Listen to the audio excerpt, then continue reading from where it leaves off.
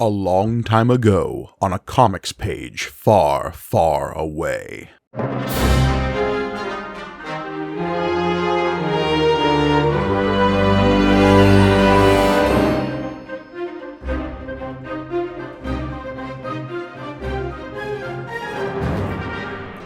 Greetings and welcome to May the Panel Be With You, the Star Wars comic book show brought to you by the Punch Up Entertainment Network. I am your humble host, Mike Gargoni, and joining me, as always, the gyro control module to my Millennium Falcon, it's John Campbell. Hello, everybody. Boy, you don't know how important that gyro control module is until you read this issue, do you? I mean, you know it's there, but you realize you take it for granted when you read this. I mean, really, it's one of those things you don't think about until you really, really need to think about it. And boy, do we ever. Oh, folks, it's all been building to this, a finale of sorts, right? It does feel like the end of another arc here of the 1970s Star Wars comic. This feels like Archie Goodwin wrapping up basically all of the leftovers he was given when he took over the book. It really does. I want to have more affection for this than I do. I do have a certain level of just sort of like pop culture, not even nostalgic, it's not something we grew up with, but just like, oh, it's old-timey and whatnot. But trying to read this as any semblance of a story is so frustrating.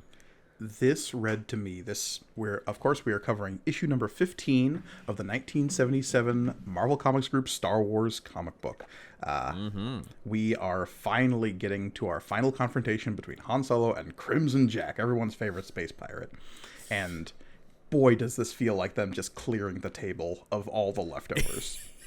It really, really does. No, it is sort of just like, I don't know, I'm tired. It's like, it can literally feel Archie Goodwin going like, I'm tired of this shit, man. I'm tired of the space pirates. This is a Roy Thomas thing that started. Let's just get to where I can do. I'm really curious to see where he goes from here now that he's sort of unshackled from the stuff that Thomas handed him. Well, yes, because, of course, we are covering, like I said, issue number 15. It was first published September 1st, 1978, written by Archie Goodwin. We've got pencils, still mostly the same creative team as before, by Carmine Infantino. We've got inks by Terry Austin. We've got colors by Janice Cohen, and letters by John Costanza. And Jim Shooter still sniffing about as consulting editor. Interesting. Last issue, it was James Shooter. This issue, it's back to Jim Shooter. He was feeling a little formal for 1 month there. And again, having read ahead, I will say, he vacillates. So weird. I don't want to. That's people really. Normally, people with movies or comics or stuff like that kind of settle on one. You're James, you're Jim, you're Jimmy, or whatever. I like the idea that he's like, you don't pin me down. You don't tell me how I say my own name. Eventually, we're just going to see Jay Shooter. Jay Shooter. Jay Shooter is a cool character in a gambling movie, right? Oh no, you pulled Jay Shooter in the poker tournament. Because yeah, let's pull the Band-Aid on this thing. Let's get to the cover of this week's issue. This awesome Star Wars cover. This is and the designs in this issue, but like the scuba outfits in space. I was actually thinking about this reading this issue. When have we ever actually seen a spacesuit in Star Wars? Almost never, really. I was struggling to recall any instance of an actual spacesuit in a Star Wars film, and I cannot recall one. I don't think that. No, you don't even get somebody ejecting from an X-wing and they're in like a survival suit or something like that. Yeah, no. You don't get anything like that. I don't really. It's almost a non-thing. Like it's not even brought up. Yeah, the closest I can even recall is when they exit the Millennium Falcon in Empire and they've got the breathing masks on when they're inside the Exogorth. Yes, yeah, that's as close to anything we see as them having like oxygen tanks or something like that. Yeah, they're not really a thing in Star Wars. It kind of adds to the whole one of the big differences people talk about between Star Wars and Star Trek, right? The space opera appeal of it is space is not really like a thing to explore in Star Wars like it is in a Star Trek or something like that. It's not like a thing. It's just sort of it's like being on the ocean or something like that, more than it is like we're going to go out into space. Yeah.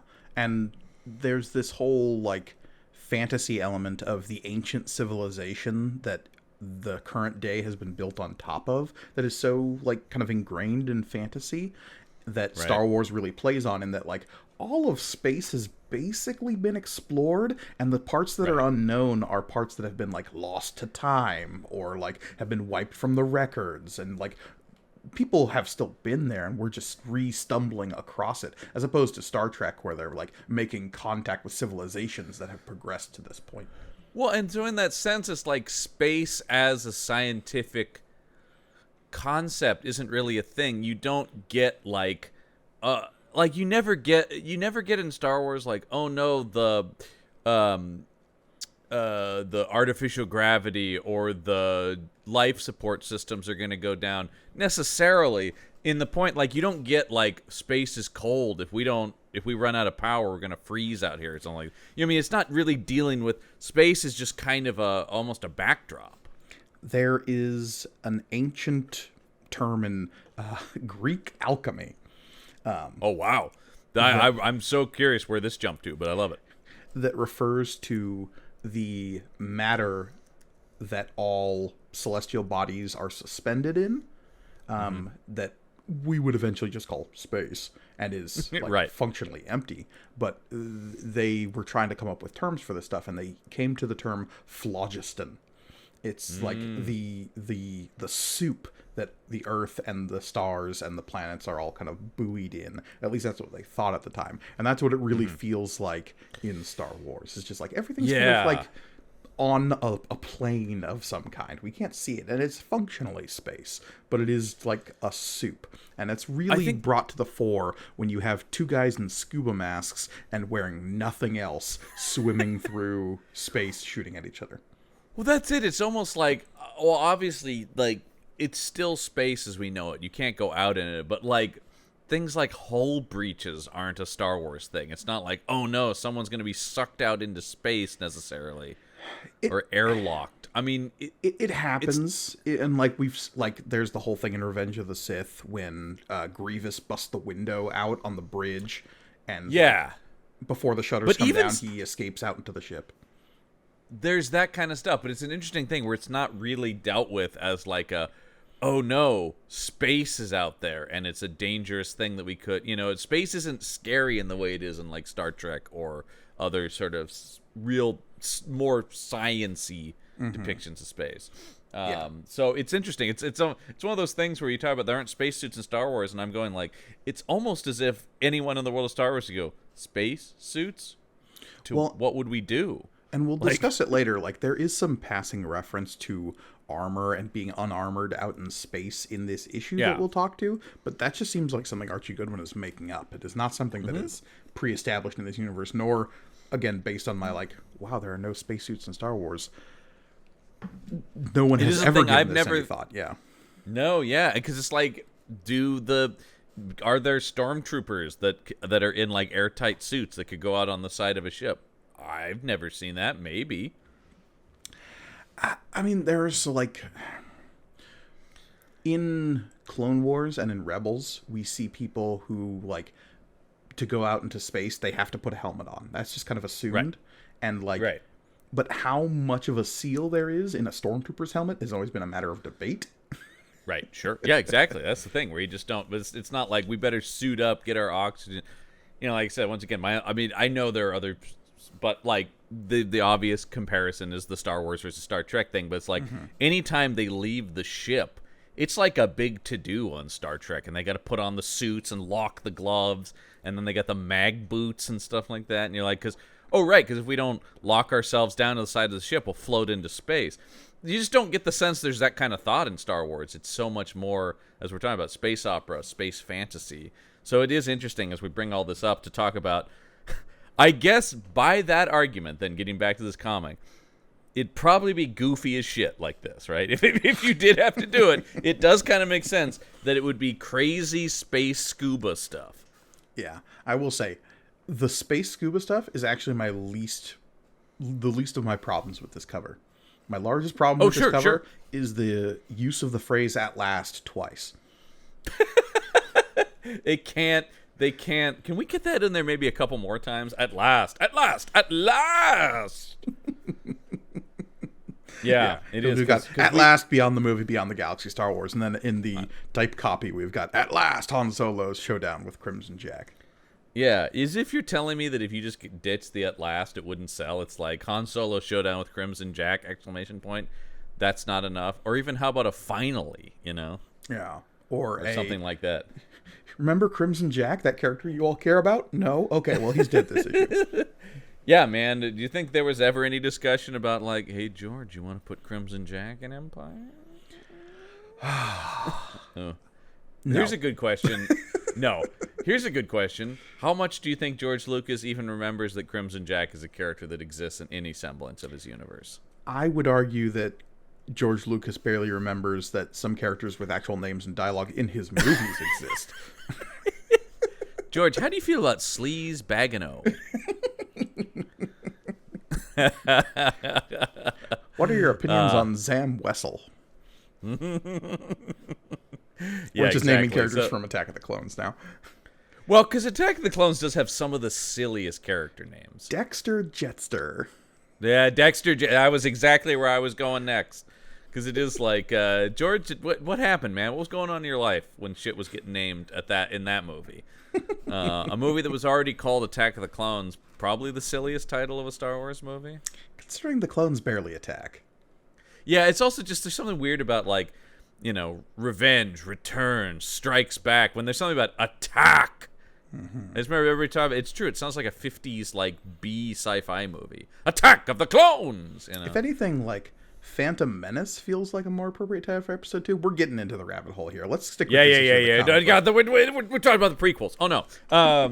The only thing could be worse if we talk about the sequels. But anyway, back to this. Let's get back to Star Duel. We open up on this first page as we get this battle cruiser floating above the Star Sun Drexel, or the lone planet of the Star Sun Drexel. I love that they keep talking about unnamed. It's like, well, guys, you could name it. You're the ones deciding it's unnamed. Also, there's a whole population of people who have they've lived never there their named... entire lives, and they've only ever call it, well, we live on this unnamed planet. Yeah, exactly. It's up to you guys maybe at a certain point. Did you think about just calling it something? I also... What happened to it being called Doom World? Remember Doom World? That's gone. Again, Doom World's more of a classification than a title. It's a Doom World. Mm-hmm. Yeah, and it's become a lot less doomy now that we've resolved the whole Dragon Lords and record cult thing. Oh, I do love the beginning of this comic on the next page when it's just like, so that war is over. Anyway. Yeah, but Crimson Jack, he wants the blood of Han Solo. Yeah, this is the same thing as Governor Korg last week. These morons could just get away and be fine if they didn't take personal vendettas against Han Solo. Look, villain hubris is a long, proud tradition in Star Wars, and that tradition is starting here. It really is. Also, very colorful Star Destroyer. Look at some of these colors on it. It's got some Christmas lights running or something. I don't remember ever. It's always uniform and like purposely meant to be. All the Empire stuff is dark grays, blacks, whites, right? Like it's all meant to be sort of monochromatic. Crimson Jack has souped this thing up. John, I'll take anything that's not just a splash of pink behind a character's outline, so... It's true. I'm just looking at the stars, too. They got lots of reds and oranges in there and stuff. No, this is beautiful. I love this. This, man, I'm on board. And then let's go to the next page, and we find Crimson Jack. Oh, pantsless one. Are those shorts getting shorter? I swear they're riding up each issue. He has gone from, like, short shorts to a Speedo in quick succession. Mm-hmm. He has. And also, I love, once again, lovingly rendered his, I'm gonna call it a fainting couch. Yeah, I do love his fainting couch. Though, in that second panel here in the middle, he has suddenly grown sleeves, and I wasn't having it. Yeah, what is that about? That's a coloring issue. Yeah, he is firmly a football shoulder pads only fella. I don't know how he gets into his like wrestling singlet with the shoulder pads, but all I know is that it requires nothing to touch his biceps other than those weird bands he wears. And also just he's got those Marvel boots, man. Everybody at Marvel has that same design of boot Whether it's your Captain America or your Hawkeye, I love it. I always think of them as the Captain America boots. Those like weird pleated like adventurer boots. Absolutely. But I just think it's like, especially in like 60s and 70s Marvel, every single character had these boots. It's very iconic. Speaking of Marvel, we've got Galactus Jr. in one of these engineering chairs, waving to Captain Jack, saying, we got him, Captain. Mm-hmm. It's just like, I hope my dad doesn't find out about this. He's out eating planets.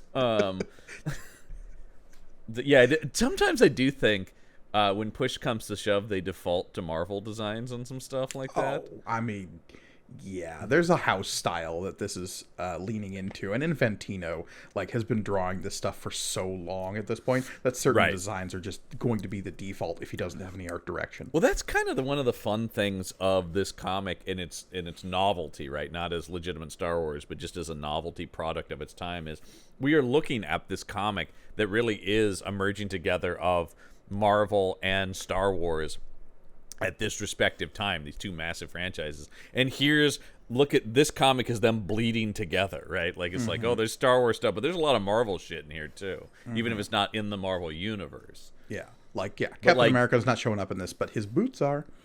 His boots are. But if a Star-Lord showed up in this, I don't think we'd bat an eye at that. Was Star-Lord even a character in this era? But it was a different character. He's the very Flash Gordon-y Star-Lord at this point. It's the Vance Astro, right? Yeah, exactly. Yeah. That's what I mean almost. I mean that specific design of Star-Lord would fit totally in this world. Or even if the Starjammers showed up, man. Oh, sure. Yeah. The Crimson Jack's crew feels very off-brand Starjammers, actually, to me. I mean, yeah. If this was a gang of pirates living in the Shi'ar Empire, I wouldn't be surprised. I mean, he wishes he was a Corsair. Let's be honest. But who doesn't wish they were a Corsair? Yeah, I kind of wake up every day bummed I'm not Corsair because that guy rules. Having a sweet, rad skunk lady girlfriend and having a weird pirate crew, it's all good. That guy's living the best life.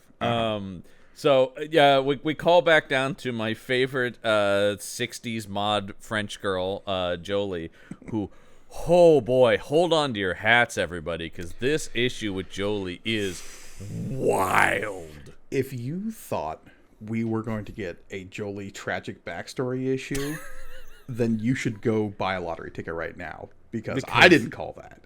No, I didn't at all. We've been talking the last several issues about, like, I wonder if they're going to do anything with this character. And what they did with her is like, okay, look out, man. Both way more than I was expecting and not what I was expecting at all. Absolutely. Yeah, I'm right there with you on that. Everybody on the ship is freaking out because he's giving the order to basically, he's pulling what I like to say is a real Khan Noonien Singh move here, where it's like, my crew be damned. This is now my own personal vendetta, and I'm going to get everyone killed because of it. Because Han Solo on his way off the ship escaping with Leia has disabled all of their fighter craft, and they're hoping that they can get even a couple of them back up and running. And so he's giving Jolie a hard time about doing that. And on the next page, we get this refrain that will issue throughout the book saying, like, you gotta be good enough. Like, are you good enough to, like, actually get this shit done? And then we get the thing Carmine Infantino loves a lot, which is a lady scowling. Yeah, he's got a big scowly lady thing going on. He really scowls with the best of them. He really loves a woman going, I'm pissed. Her eyebrows get, like, increasingly, like, recurved throughout this issue to the point where they're almost a C by the end. At a certain point it's just slatted lines and a C to be like, I'm so mad. Meanwhile, let's go back down to the planet aboard everyone's favorite pirate ship that is still actively on fire, I guess. It looks like it. There's still some flames around there, and I do like just we get a little horned sea serpent just kind of cruising around on the water there. By the way, I'm still here. Yeah, don't worry. Don't forget about me. Everyone's favorite sea serpent. Hello. I'm technically a series regular at this point, so they pay me no matter what. So they put me in the. Sorry, my cat jumping in the way there. But I love this comic across the board. It's not just this issue, but I really noticed it in this issue, and this is an example of it. There is way too much dialogue on establishing shots. Yeah. Well, Like, because where you it's have just- these big establishing shots, and the writer feels the need to, well, A, establish details about previous issues that they can then add to an editor's box. There's so many editor's boxes in this issue. It's crazy because we've got an editor's box here where he's talking about, hey, we had an epic battle last month, you guys. And something I did think about, and of course I knew this, but once again... there was one in the last page, too, when he's talking about, like, the princess escaping. So I want to keep a running tab right now of how many editor's boxes we've got. So that's two, right now, right? this is 2, yeah. Yeah. Yeah, because there's not... No, yeah. So we got 2 at the moment. But yes, there were a lot. But something I was thinking about, I think simply because... It made me think of it because all the editor's boxes on this issue. But it is an interesting thing where you go like, oh, right, you really do have to tell people because the concept of them reading this in a trade isn't the thing. Right, yeah. So it is sort of like... And books would sell out back then. So it's not like, oh, well, I'll just go pick up last month's issue. It's like, it's probably not there. If you're lucky, it'll be in like the old issue boxes, the long boxes at your comic book store, if you have access to a comic book store. Yeah, I mean, I remember only like that just starting to become a thing in this. I remember that even when we were kids in the '90s, it was like, oh, good luck, it won't be there. Like there won't be issue. Like now, you can pretty much get anything, especially online. Sure, online, right. yeah. But it'd be like I'd find a cool comic in issue 3 or something like that, and they'd go like, no, you're not going to find issue 1 and 2. Maybe if they do a second printing. I remember being so fixated on like not missing an issue of Ultimate Spider-Man that it when it was when it was being released in its initial run that like I actually did the direct subscription from Marvel and had issues sent to my house. I remember that. That's you're the last person I remember having done that with Ultimate Spider-Man. Mm-hmm. Wasn't that one of the only perks of the job when you worked at 7-Eleven was you did get to read comics when they came in? I mean, at the beginning of that job, I would say, but I was straddling the line actually while working at graveyard shift at a 7-Eleven, in which they were basically phasing out comic books as like something you'd find on a magazine rack. Because that's the thing. When I was a kid, I mean, now we're just going, remember this? But when I was a kid, I occasionally got to go to a comic book store because my dad would, but like my dad doesn't want to go into a comic book store, but it was occasionally I could beg him to do it. But for the most part, it was at the grocery store checkout is where I'd buy the new issue of Batman. Right. But nowadays, like you're lucky if there's an Archie there. Right, exactly. Yeah, because it's all gone to direct market. Mm-hmm. Welcome to comic book business talk, folks. But that is all tied in with this whole marketing experiment of this Star Wars comic because we are also in an era where they do kind of have to explain everything issue to issue. Totally. Something I'd like explained if we go to the next page. What happened to Han Solo's jaw? It got swole. He's headed to Bruce Timm territory here. His neck is also, like, disturbingly wide. His neck is gigantic. And then immediately on the same page, he's back to being, like, slim. Yeah. It's this like is Archie Infantino Goodwin playing a little fast and loose. Or, yeah, it's Infantino, like, like, let his pencil drift off for a second, then went, who cares? Or like maybe the pencils were a little vague, and so the inker was like, I think it ends here? And the colorist was like, okay, whatever. Yeah, man. And that's another thing, too, that is, as somebody who is creating a comic as we're writing this, like, back then you think about that. If you saw this and went, like, I need that fixed, they'd have to be like, oh, we're doing this in inks. Because I give notes on stuff all the time, and it's like, oh, we'll just go change that in the computer. Mm-hmm. It's like a 30-second process. Here, it'd be like, do you really want me to redraw Han Solo, or do we not care? This will delay the book by a month if you ask for this. That's it, exactly. So I do think there's a lot of that, too, where it's like comics are more polished now simply because you can go change this, and this, and like an hour later you can get back your changes. Mm-hmm. But yes, the Han's pointing out that they blew up the jammer, which is up there. By the way, third panel, that's our third editor's box, folks. Yeah. When it keeps saying, like, oh, yeah, all the things you did last issue, and the editor keeps having to hammer home, oh, yeah, this all happened last issue. It's like, we get it.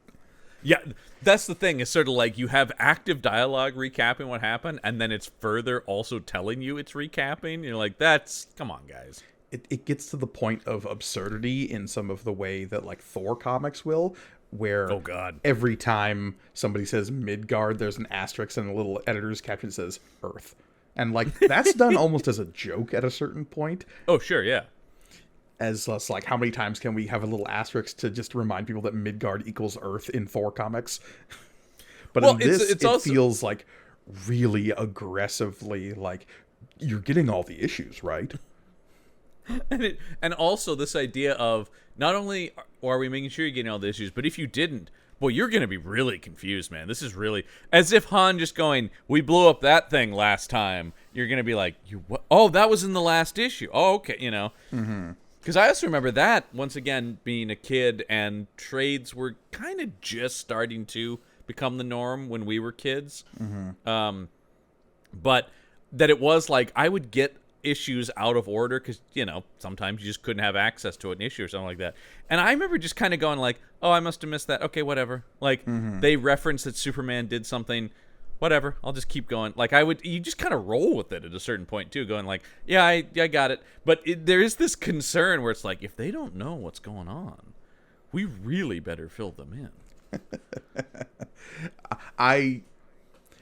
There is, like, new series starting at Marvel all the time, obviously.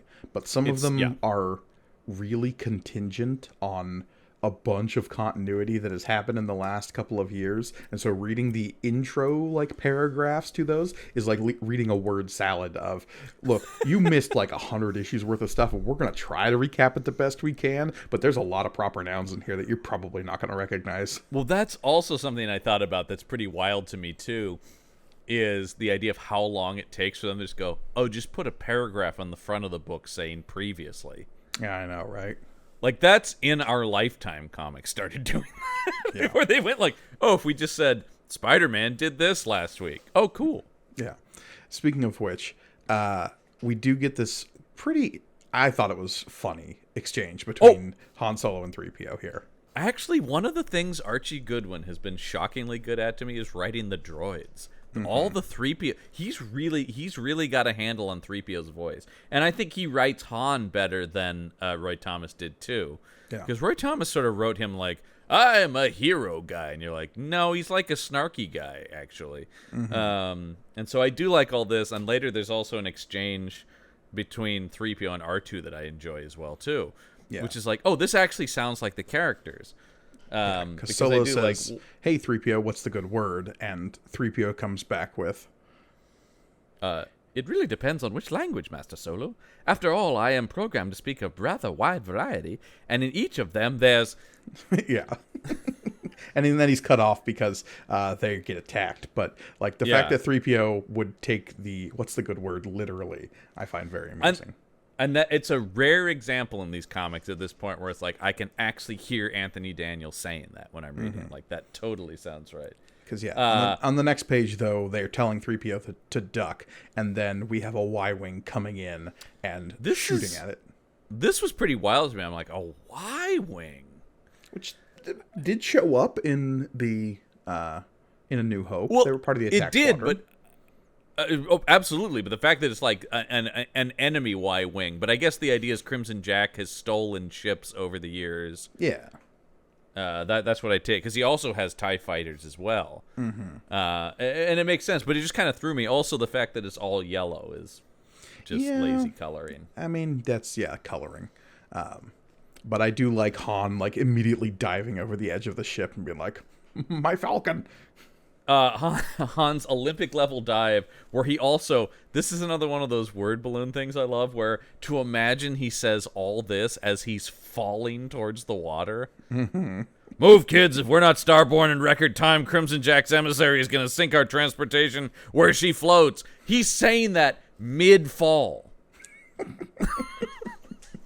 Number one, the idea that he could get all that out. Number two, that anyone would be able to hear him as he falls from the ship.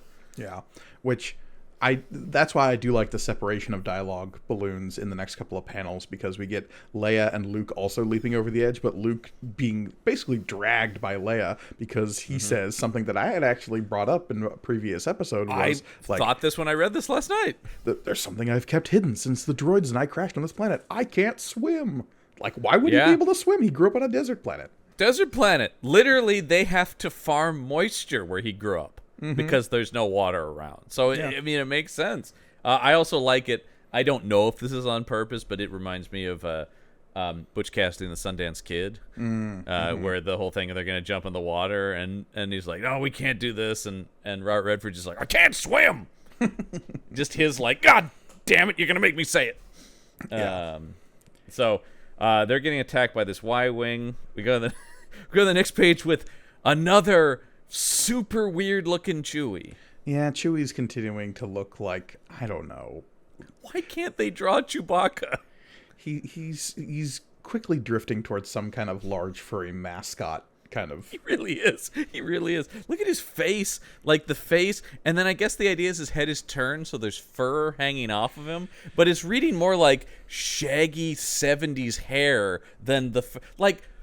Chewie is furry, but it's not like fur. Aside from his arms, fur doesn't like hang off of him, or if he shifts to the side, there's suddenly a lot of fur draped down. So in certain like Eastern European countries, they celebrate the Christmas season with the inclusion of this entity called the Krampus, which has become a lot more popular in popular culture. But there are like because he's evil Santa. I mean, it makes sense. Everybody wants the dark version of the character. Sure, but like not really. That's definitely what he's become. He's become that in pop culture, is what I should say. It's like we want bad Santa, not Billy Bob Thornton. But if you look at like, if you go and watch videos of traditional like Krampus celebrations, there are these fur suits that people wear as the Krampus that have these like weird long strands of hair so that it looks disturbing and weird when they're moving, and like a floofy like weird breeze thing. And that's what Chewie reminds me of in these issues. Yeah, this is I dead on. I have seen those. I also inking got a little wild here on 3PO. Look at those eyes, man. Well, it's obviously tough to convey emotive expression on a face that doesn't change, and comic books tend to be a little like stretch and squish with that. I think the second panel here does a better job with 3PO's face. But yes, all of this stuff where it's like then just say so without nasty embellishments about my character. All the bickering between R2 and 3PO, dead on. Great stuff. That's exactly their dynamic. I love the middle panel here where Leia is literally dragging Luke through the water. Luke, who, like, by the time you get to that second to last panel here, it's like Luke is like seconds away from drowning, right? Like, he's just like, what? Also, you're doing fine, Luke, and it's like I don't really have time to. What's going on with Leia's leg in this last panel here? Yeah, the leg that's just kind of melting away behind her. Yeah, there's some like weird forced perspective happening there that isn't doing anybody any favors. Something that has gotten, when I go back and read old comics, some of these long shots where you can lose detail on stuff purposely because we're pulled out wider. Gets real wonky in older comics. I've noticed they're just sort of like, I want to portray that this is kind of farther away, but then it's kind of like, okay, it's a little sloppy though. Well, and like the combination of like the penciler clearly knew the frame that he wanted to do, and then the inker trying to add what detail he can, but sometimes it's too much detail, so it makes it look like Leia has 3 dots on her face and no nose. Right, exactly. Also, there's just some random yellow coloring in that last panel that I don't fully understand. Well, that's because Chewie really needs to stop smoking on the top of the Falcon here. It's really God damn it, Chewie! Staining. The whole thing's nicotine stained. I told you gotta cut down. That's Chewie saying, "Lay off me." So this is when the Falcon takes off, and this is such an unceremonious, like, we're leaving the Star Sun Drexel now and never looking back. Yeah. Also, the way the ship is flying off, I guess it's the idea that the engine is this sploosh of water. It almost looks like the ship isn't on in a weird way. Yeah, I Like, mean, we where's don't the really. exhaust, that blue exhaust we know as the Falcon? Well, it's yellow sort of here, so like I don't know. Yeah, once again, lots of yellow. And then we basically get to, I'm like, oh, now we're just like, we need an action set piece. How about we just do that one again from the movie?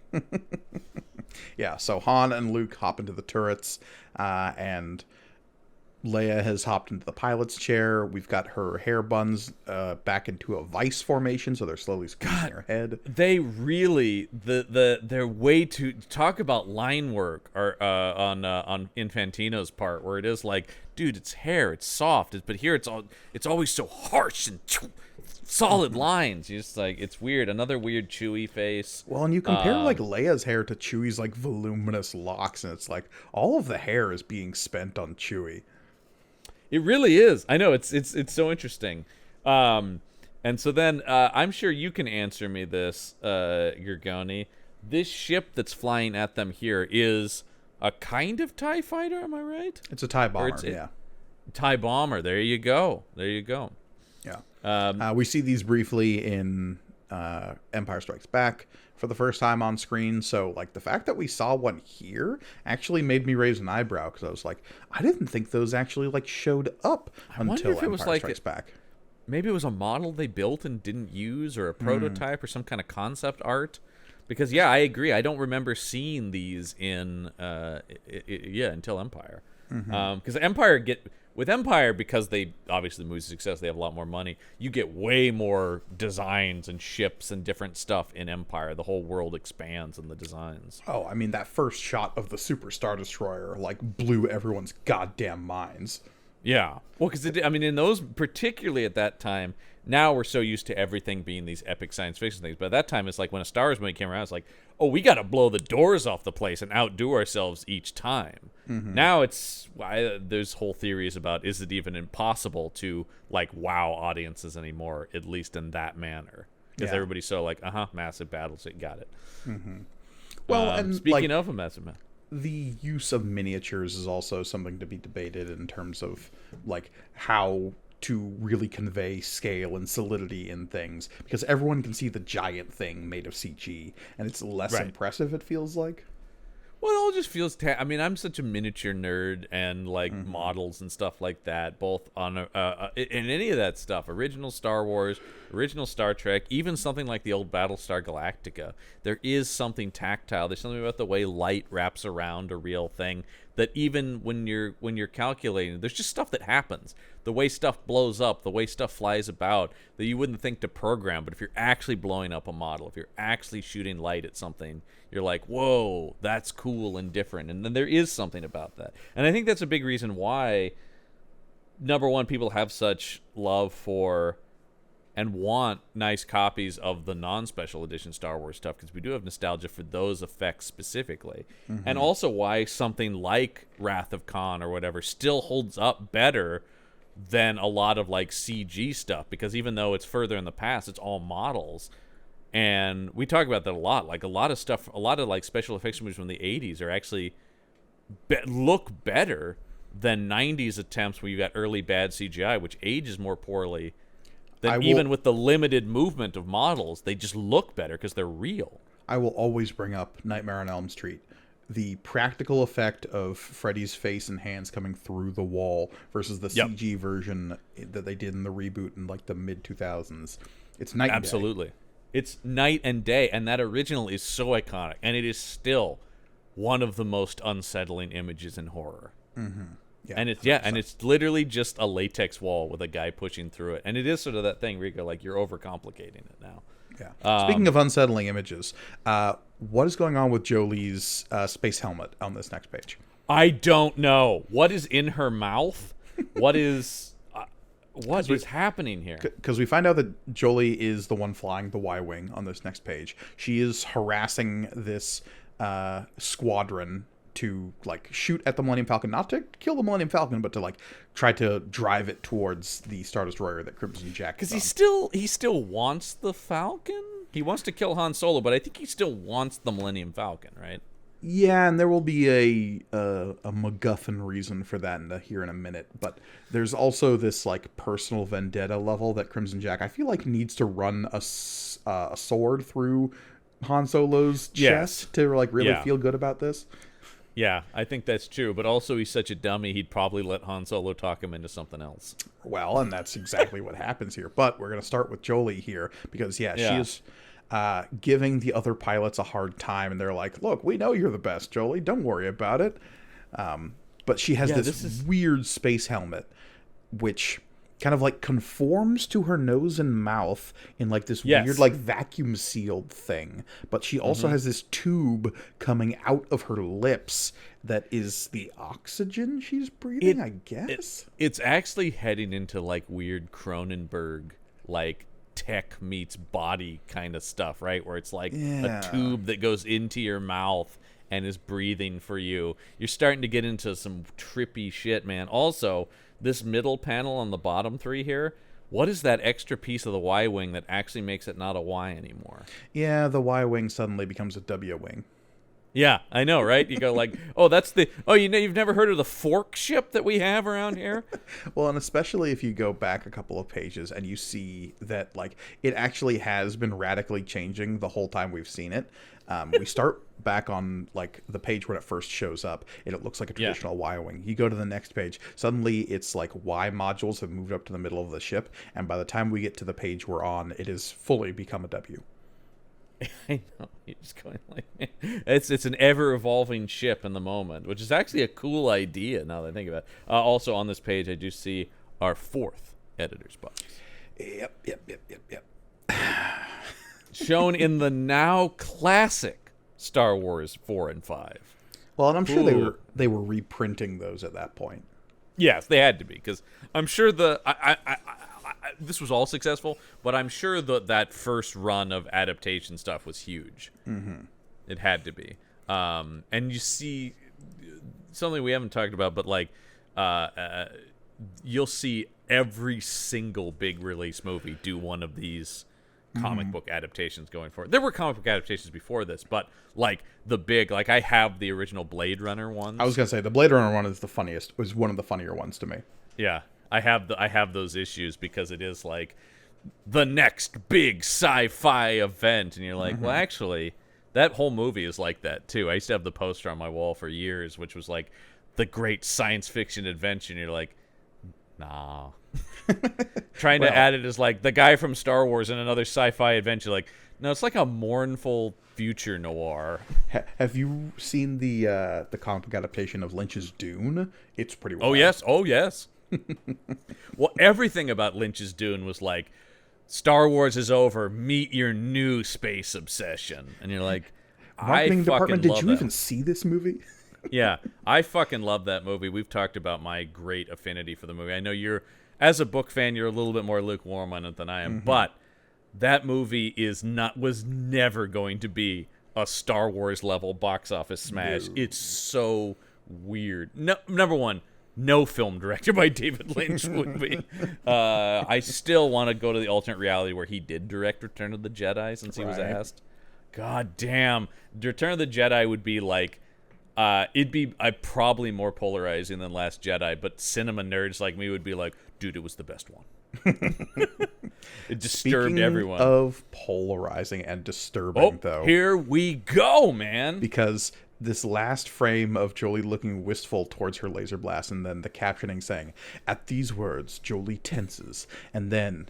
And in the fiery laser blast before her, she begins to see the flames of another place and time.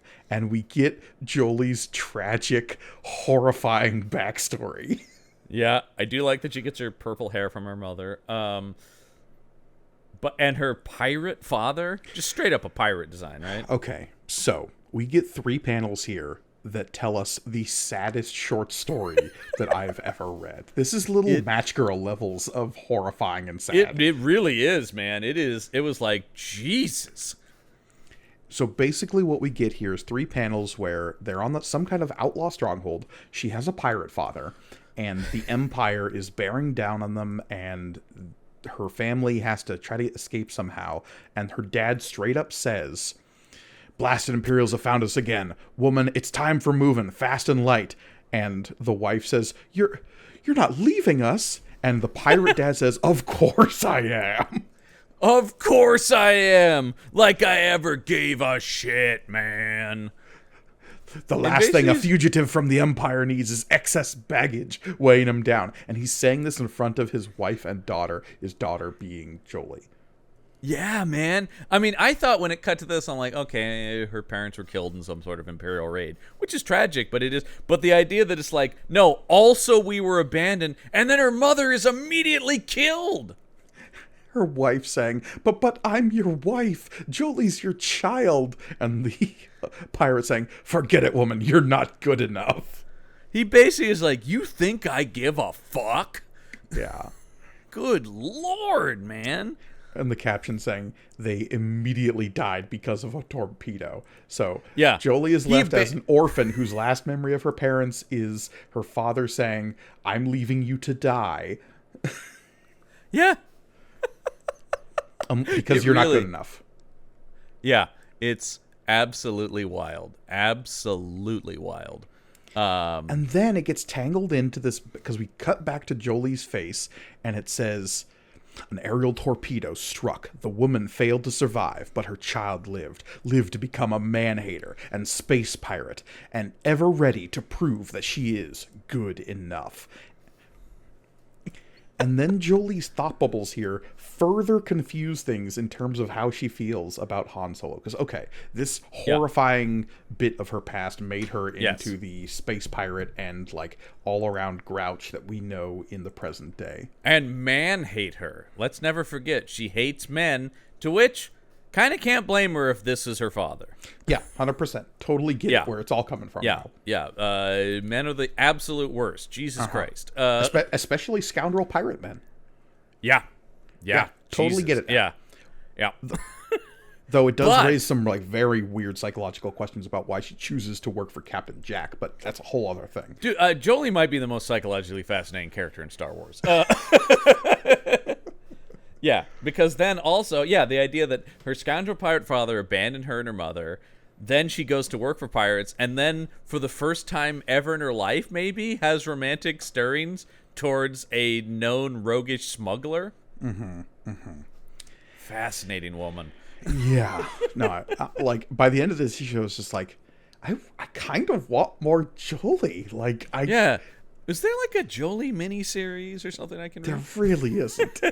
I know. But it is like they almost inadvertently build a really interesting character. It's like so much of this. It's like a lot of this is accidental. I don't think they mean this, but I'm like, I don't think you realize the complexity of this character you've created based on what you've shown us. Well, they're clearly trying to create sympathy here, right? Like, that's the whole Yeah, they point want her of to this. not be... Crimson Jack is just bad, right? Yeah. They want her to be complicated in some way, but I don't think they also realize, once again, especially now the way we think about it, and now we think more about psychology of characters, like, the weight they've given this character. Right, exactly.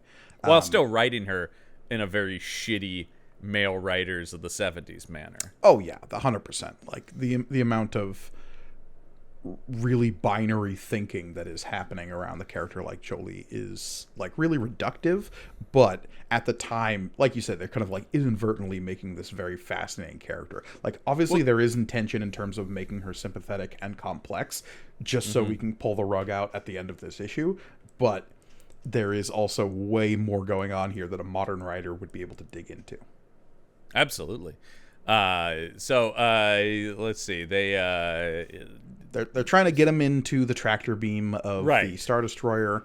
They're pushing him towards that, but Han Solo is being like, Jack's gotten tricky on this next page in his old age. But don't worry, boys and girls, I was born tricky. I do love that line from Han Solo. I was born tricky. Tricky. Yeah, can't not think that. And then, boy, this rainbow-colored Millennium Falcon. Where'd it get all these colors? I mean, you're catching some light off of the stars behind them and the unnamed planet of the Starstone Drexel, so, you know. Yeah. When are they going to give that planet a name? One of these days. And then, boy, I understand Luke has blonde hair, but boy, he's really blonde in this second to last panel here. He's also gotten like way more jaw again. There's some vacillating jaws in this issue. Look at him. Yeah, that's weird. I don't even. Yeah, He's got like a weird Bugsy Malone under lip here. That's right, pal. See here. Yeah, and so we're just recreating the battle from A New Hope basically at this point. Right. They do a whole little like flip around on the ship that is like I think pretty well conveyed in the comic. I like the whoosh marks and the shot of the Falcon coming around. I don't know what happened to the Falcon here on this. The weird like forks at the front of it have really gotten wonky on that last panel. Yeah, dead on perspective of the Falcon has got to be really tough to draw, I think. Yeah, I mean, like all of this stuff will work itself out over the course of the years of us reading these comics, right? Because it will eventually come to people who spent their whole childhood drawing these ships. Right, I do think that's going to change a lot when you get like today's people where it's like, oh, I've been drawing the Millennium Falcon my whole life, so here, and here, it looks like this, you know? And more technical manuals to look at too and stuff, right? And toys. We're still years out from our incredible cross sections that will be a mainstay of our childhood. Absolutely, the cross sections, and I do think the toys is a big thing. Like everybody's got, you can just go grab the Falcon and go, "Here's what it looks like. Here's what it looks like." Your references are like, yeah. I don't think anyone's even actually gotten their hands on the action figures just yet. No, this is probably when this is coming out is just about the time that the Kenner figures are about to come out. So, did it take that long? Did it take like a year for them to roll out? Yes, it was, because that was the thing. By Christmas of '77, they weren't out, and that was the Christmas as people talk about where they got the boxes.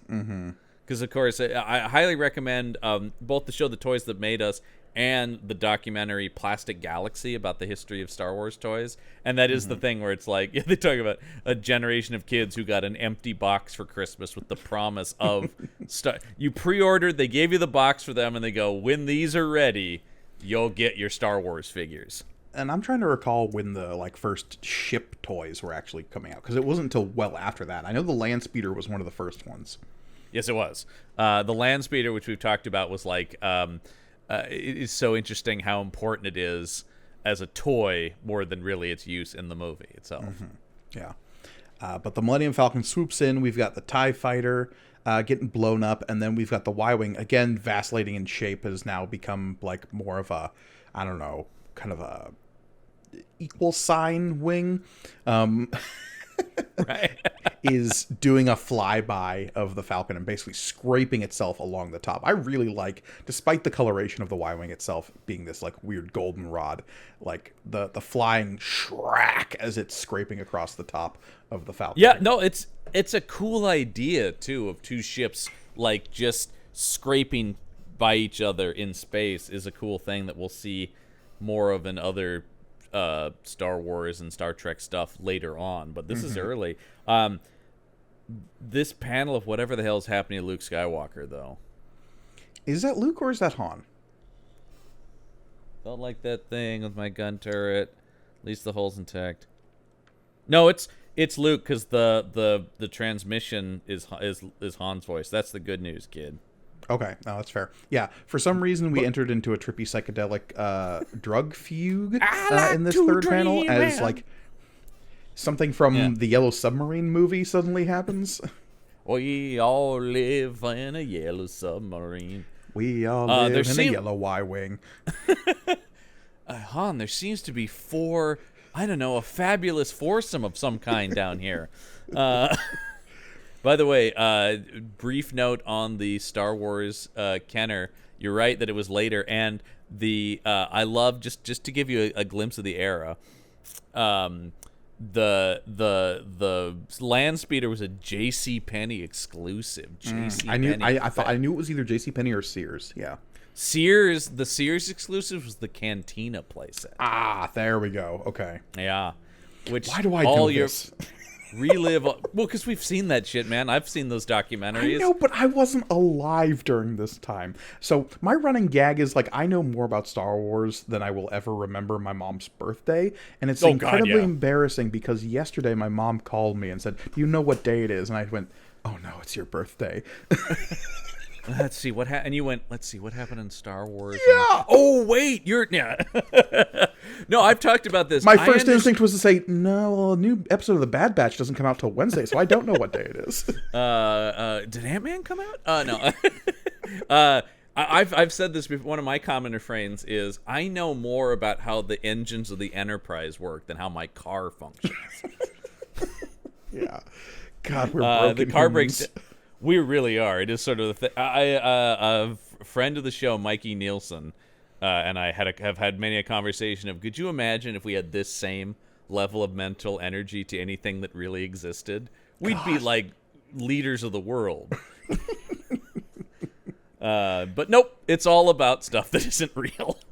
Yeah. Speaking of stuff that isn't real, we find out that in her scraping attack, Jolie has knocked out the gyro control module of the Millennium Falcon. I want to take a look at, okay, where does she hit on the ship? She hits just above the cockpit, right? Mm-hmm. Based on this. Yeah. How does that screw up the gyro control module? Because that's where you have the gyro control module. Just from scraping that. That's how fragile this ship is. To be fair, I've always seen the Millennium Falcon as like a very well-tuned, like over-the-top muscle car, right? Where it's like, sure, it maybe started as like a pretty shitty standard vehicle, but the amount of stuff that has been added onto it and the stuff that is like built out from it and all of the modifications that Han has made have made it into this delicate piece of high-end machinery that if a rock is thrown at the wrong place, it will collapse. I think that's fair. I think we've seen that play out. So the gyro control. So, that's bad. Yeah. Meanwhile, but this is more establishing shots where you're like, who's talking? I guess it's Han. It's Han and now Captain Jack are having a back and forth because Han Solo's like, well, we got to replace the gyro control module. And everyone's like, but what's stopping Captain Jack from blowing us out of the water right now? And Han being like, haha, I'm the tricky one now. Because Captain Jack's about to be real mad when he finds out that he has no navigation computer charts anymore. You just got soloed. You got soloed. Technically, he got Chewbacca'd because it that's turns right. out several issues ago, and we'll skip past this page where basically Captain Jack and Solo have their little back and forth. We've got the anti-monitor down here telling Captain Jack that we're all screwed. Infantino is just now at this point using things he's drawn before. Straight up. I also just want to point out on the third panel here on this page, I love Han's like, we got him. Yeah. That son of a bitch. We get two editor's notes on this next page, though, as Solo explains exactly what happened. That's 6, baby. 6. Yeah. So basically, like, there was this whole sequence in which Crimson Jack got Chewie to hook up the Falcon to his Star Cruiser in order to steal their navigation data and find their way to the Drexel system. But Chewie pulled the old switcheroo, and when doing that, actually stole all of Captain Jack's navigation data. So now, if Captain Jack wants to go anywhere, they need the nav computer from the Falcon, because if you try to just, like, eyeball a hyperspeed jump, you're screwed. Yes. Love this first panel here on this page with Han and the headphones and talking to the microphone like, hello, everybody. This is Han Solo doing the night shift. Han Solo on the 3s and 4s. Yeah, this is Captain Solo's smooth jazz hour. He's just the way he's leaned back. He's just going like, I'm going to be with you for the next 3 hours playing all the hits of the day. Mm-hmm. And then, Crimson Jack is so upset he's having some sort of Jean Grey-esque mental episode based on the energy emanating from his head. Yeah, that is definitely like a surprise halo that's like, broink. I keep expecting the Metal Gear Solid like exclamation point to come out of his head. It's such an old like classic comic book thing to like indicate that. Comic books have calmed down a lot in modern years, I think, is something, depending on what you're doing, at least like grounded stuff like this. You get stuff like this that's still doing this, but they're almost doing it in a purposely sort of like cartoony way now. Mm-hmm. But in terms of like big two superhero sci-fi stuff, there's a lot less of this kind of like expressionistic sort of things in it. I will say that's actually, I think the pendulum is swinging back the other way, and something that had a big influence on that, I will say, is cartoons like Teen Titans and Avatar: The Last Airbender that got more expressionistic and kind of like anime-esque when there's moments of high emotion that you can express with like really altered facial features or different art styles. Well, I think something that, and I think this is true about pop culture in general now, uniformity is kind of out the window now. Like, it used to be all comics looked like this, and then all comics looked a different way. Now there are people who are going back to, we don't have to eschew that, we can do that, or we can be very grounded and realistic, and all of it is valid. You know, I mean, I think that's kind of the fun thing about today is there's kind of no industry standard anymore for anything. Yeah, no. In 1978, everyone was trying to be Carmine Infantino. In 1998, everyone was trying to be Todd McFarlane. Right, exactly. And there are pros and cons to that for sure. Unless you were Joe Madureira, in which case everyone was trying to be Joe Madureira. Yeah, well, that guy's awesome and unique. But let's talk about 3PO and R2 on the outside of the Millennium Falcon, because that's pretty well. This is insane to me. R2 on the outside of a ship fixing it, we expect. 3PO? What's he doing out there? How is he supposed to help? Yeah, he's not holding tools or anything. Yeah, I know. He's basically actively a hindrance by just interrupting and annoying R2, who is once again, this comic does not understand how R2 functions, because he's once again using his legs like arms, and it weirds me out every time they do this. Yeah, and he's like moving his legs up and going boop boop boop boop boop boop. Vreep a doot beep. Yep, classic R2 dialogue. But yeah, they established that the gyro control module is beyond repair and it has to be replaced. So Han proposes a trade where you give me some like leftover parts so I can fix my ship, and I'll give you some navigation data so that you can go home. Meanwhile, Crimson Jack is hanging out with Machine Man and one of the pirate henchmen from the Batman 66 movie. Oh, see, I thought that was a leftover G.I. Joe, maybe named the Wet One. You know, Crimson Jack, you can have this guy. The Joes don't really need him. He's actively been a hindrance in some Cobra battles. Yeah. And man, why is this console soggy? Oh, the Wet One was in here. Ugh. On the next page, we have Han Solo getting strapped up with his scuba tank and having this very strange exchange with Luke Skywalker here, where he says... Very strange. Luke says, Han, how can you be sure Crimson Jack won't pull a fast one? And Han responds, I'll be disappointed if he doesn't, kid. Life ought to have a few consistencies. Now look the other way so I can kiss the princess goodbye without feeling guilty. What? Yeah, I don't know. And is it just because he feels guilty about kissing anybody in front of Luke because Luke is a strange shut-in child from a desert world? Or is it because they're still playing up the romance between Luke and Leia? I can't tell, and obviously the whole thing is weird knowing where this is going. Number one, that it's a foregone conclusion, kind of, that he's going to kiss her, which implies a relationship that doesn't exist yet.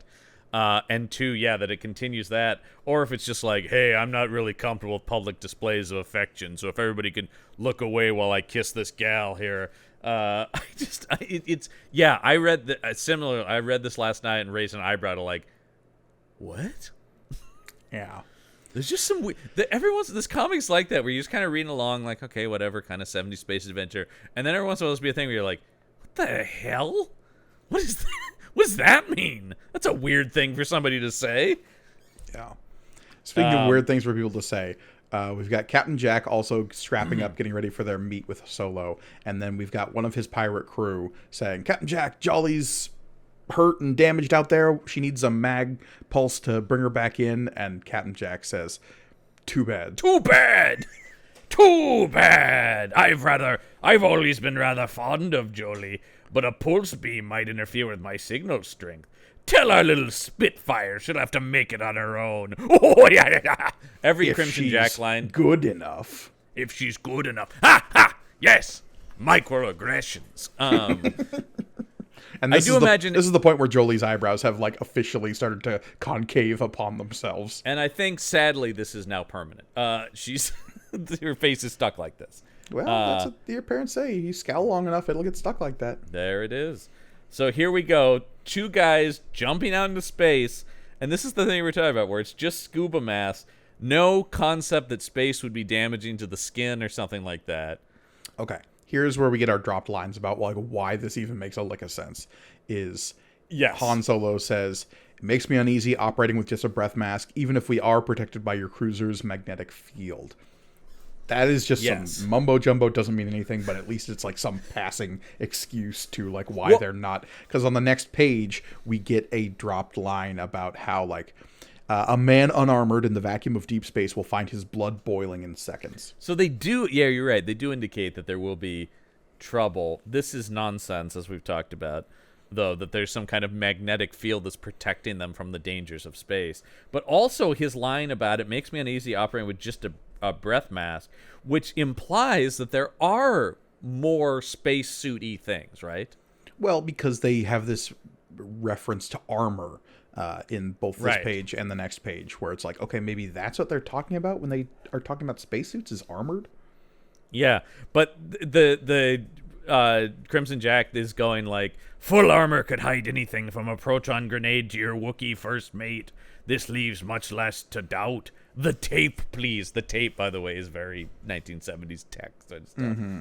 I was watching an old episode of Next Generation the other night when Picard goes, "We've all seen the tape of what happened on that other ship," and I'm like, "Oh my God!" 24th century going, "Yes, Worf, roll in the VCR cart." Well, my favorite thing in Star Trek, in terms of like their weird new old-timey tech, is the fact that books would all just be an individual tablet, as opposed to multiple books on a single tablet. It's my favorite thing about, like, you guys are so close to being right about the technology. Mm-hmm. You're like, yes, everything's reading on screens, but the idea that you just need one pad. Picard goes, yes, put that over there, and he's got a stack of tablets going, yeah, I'll have to get through all of this paperwork. Yeah. Yeah, it's one of those things where you're like, oh, you almost nailed it, you guys. Mm-hmm. But yeah, so that's implying also that this armor is obviously bulky. If the thing is, it could hide anything from a proton grenade to your Wookiee first mate, meaning we've got to have bulky spacesuits somewhere, probably. I guess. But yeah. So they have this handoff, and then of course Captain Jack pulls a fast one. Because he's a piece of shit, famous piece of shit. But Han Solo, who's kind of on the same wavelength, is just like, I knew you were going to pull a fast one, so I'm going to pull my own fast one. You're your fast one. And Han firing off like a jetpack in outer space is pretty cool. Yeah, and I do like actually how all the art is conveying that they're in zero gravity here. They're basically being drawn like they're underwater. They are, and also Crimson Jack, short shorts and big boots. Is Speedo and big boots. Also, though, what the hell is this blaster Han has? I've never seen this. It's all the guns I find are over designed in this comic. Like they're way too complicated, and they're actually not as cool as the ones that are in the movies. Yeah. No. It's really... My big question is, how is Crimson Jack fitting his whole beard inside of that breathing mask? Pack it in, boys. Yes, that's it. Get it in there. Nice and tight. Don't want anything to happen to old Beardy. Because Captain Jack's fast one is that he is pulling in his magnetic field, so now that there is nothing between Solo and the Millennium Falcon except for deadly, deadly vacuum. Right.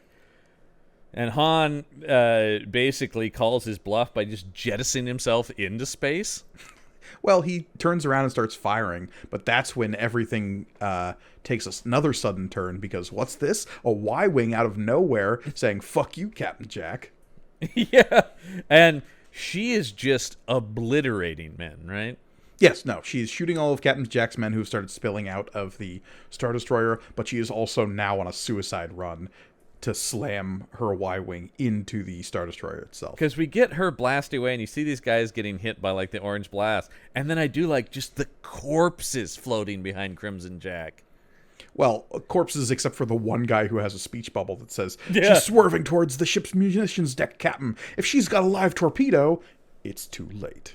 And she does, and we get a back-whom!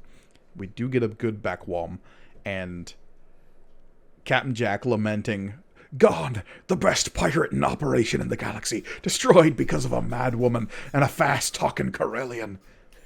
All of my pirate dreams dashed. Arr! Not quite all of them, because on this next page we do get the final verse of Crimson Jack as he is taken out. I love this. Yeah. That Han Solo just fucking shoots this guy in the chest. It just, I mean, and the fact that you can see like the opening of his shirt, like Han just blew this guy's chest open. And this is a solid action movie one-liner here when Captain Jack says, "Solo, I might have known it had come down to just you and me." And Solo comes back at him with a, "No, Jack, just me." blam. And you're going like, damn, that, I'm going like, there are bits and moments in here where I'm like, hell yeah, that's a badass Han Solo moment. Like, that's a Dirty Harry line right there. It really is, yeah.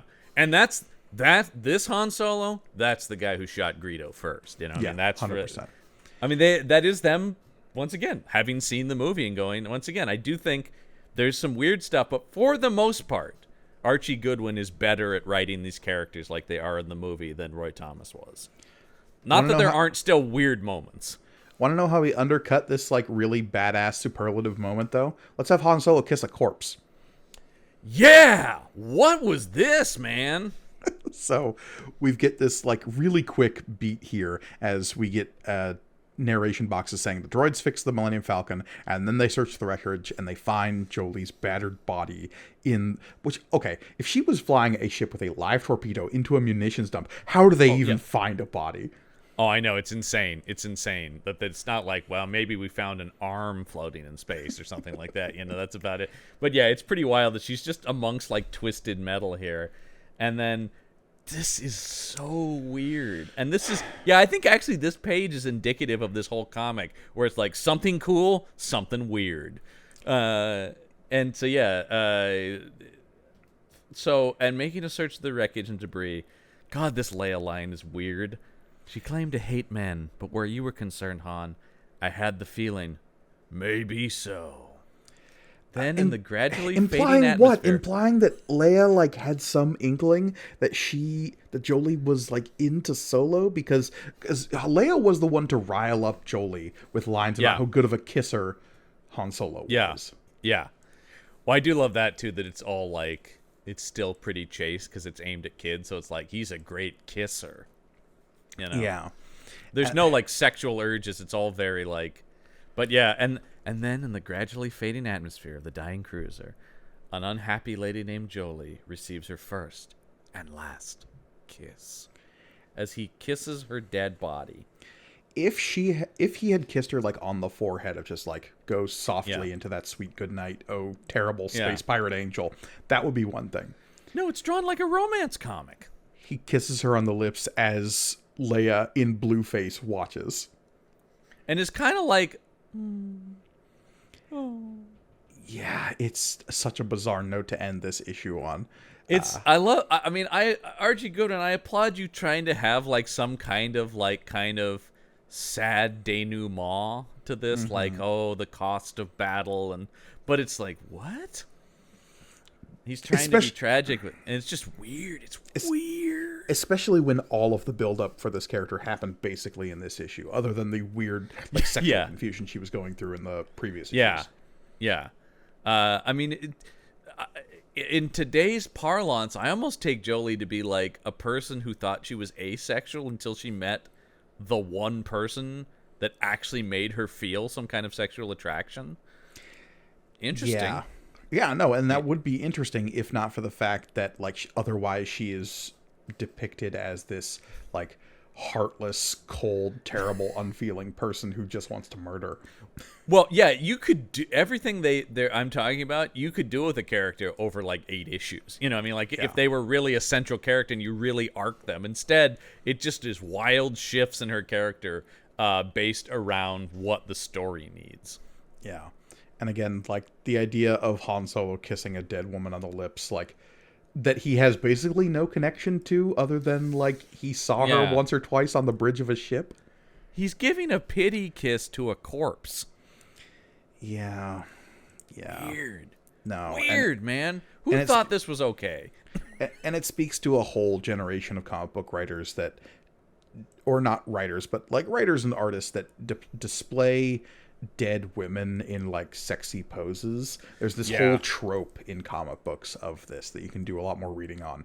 There's a term for it. I'm trying to remember what it is. I know what you're talking about. Yeah. But like the kind of beautiful corpseification of women in comics is a long-standing thing, and this like ties in with the whole concept of fridging sometimes, but it is more than just that, because it's a lot more common. Is like women who are battered or dead are like laid out in attractive poses, and this isn't as bad as some of the stuff you'd see in like X-Men at the same era, but and I think a lot of it stems from like EC horror or hard-boiled sort of noir comics. It's something that consciously Miller plays on in Sin City, right? The sort of like, this hot lady is dead and naked in that, and also I'm turned on and pissed off and avenging. You know, it is getting wrapped up in this weird thing about like, beauty snuffed out must rage with violence too. You know what I mean? Like there's there's a lot of weird stuff going on here. Yeah, and the fact that this is the last page of this issue makes it all the weirder, right? Is that like we don't even get like another page to kind of let this image leave our heads. It is just like, nope, and next issue, The Hunter. Yes, man, we're gonna get another character very famous to the comic specifically. Yeah, well, next issue we're definitely going to be back with some of our old favorites like Jackson, but we're also going to be introduced ourselves to Valance, the bounty hunter.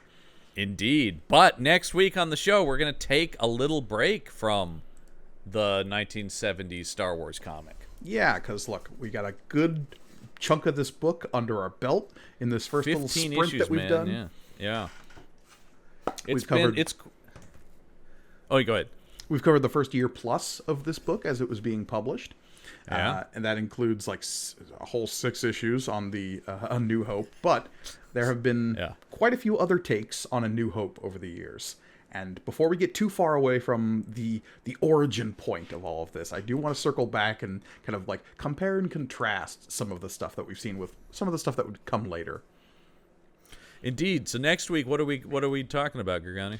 We are talking about, there was a whole run of reissues, basically, of comic book adaptations around the time of these reissues of Star Wars. Because, as we all know, George Lucas can never let well enough alone and has ceaselessly tinkered with his movies until he sold it to Disney. And that culminated in the late 90s releases of the Star Wars special editions, when they were re-released in theaters, and they got a whole brand new VHS box set, and it became impossible to find the theatrical releases of Star Wars. Yeah, which everybody's happy about, right? Oh, wait. No, we're all mad about it. But that included comic book adaptations. So we are going to be covering the 1997 adaptation of the Star Wars special edition. Specifically, this is a comic book adaptation of the special editions of Star Wars Episode 4, A New Hope. I think I had these. I'm pretty sure I had. I at least had the Empire Strikes Back one, which, as oft talked about, of the special editions, is the least damaged. Maybe because it's a pretty perfect movie that's hard to fuck with. Yeah, you don't need to be adding any extra tracking shots into Mos Eisley or random musical numbers with size noodles. Right, you get a little bit more Cloud City-like stuff, but for the most part, and you get that extra shot of the Wampa, and I'd change, I don't mind the corrected Emperor.